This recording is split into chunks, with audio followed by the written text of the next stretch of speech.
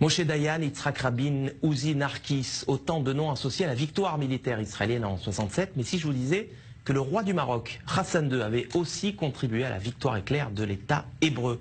Info, Intox, Johanna Binder, bonsoir. Bonsoir. Alors, est-ce que Israël a effectivement gagné cette guerre de 67 grâce à l'aide du Maroc? Eh bien, sans le Maroc, Israël n'aurait peut-être pas gagné la guerre des 6 jours. Alors, tout commence en 1965, on est 2 ans avant que débute la guerre des 6 jours.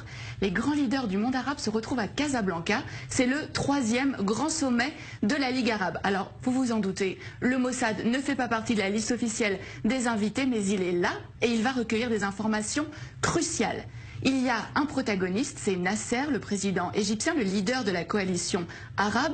Alors dans quel état d'esprit est-il à la veille de cette conférence?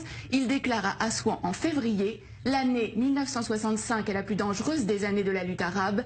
Israël prétend que les Arabes s'apprêtent à perpétrer une agression. Cela signifie qu'Israël a l'intention de nous attaquer. Nous devons donc être prêts à riposter. En septembre, donc quelques mois après, a lieu ce sommet de la plus haute importance. À l'ordre du jour, l'état des forces armées des pays de la Ligue arabe, avec cette question: sont-ils prêts à faire la guerre contre Israël? L'autre homme clé de cette histoire, c'est Hassan II, le roi du Maroc.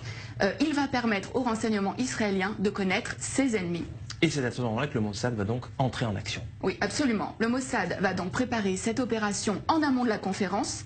Plusieurs jours avant, une équipe du Shin Bet et du Mossad, il s'appelle à Tsiporim, donc les oiseaux, vont occuper le dernier étage du très luxueux hôtel à Casablanca où sont attendus les dirigeants arabes et où va aussi avoir lieu la conférence. Mais la veille de ce sommet, Hassan II est pris de panique et il somme les agents israéliens de quitter l'hôtel. Mais au terme de cette conférence, il va livrer aux agents israéliens l'enregistrement complet de cette conférence. Hassan II a tout enregistré en secret. Il n'a pas confiance dans les invités de la Ligue arabe. C'est à peine croyable. Mais qu'est-ce que les Israéliens vont bien pouvoir découvrir sur ces cassettes? Alors, les enregistrements vont révéler qu'il est question de créer un commandement arabe unifié pour mener les hostilités contre Israël. Et le point crucial, c'est que les rangs arabes sont profondément divisés. On va pouvoir entendre des échanges extrêmement vifs entre Hussein de Jordanie, mais aussi Nasser.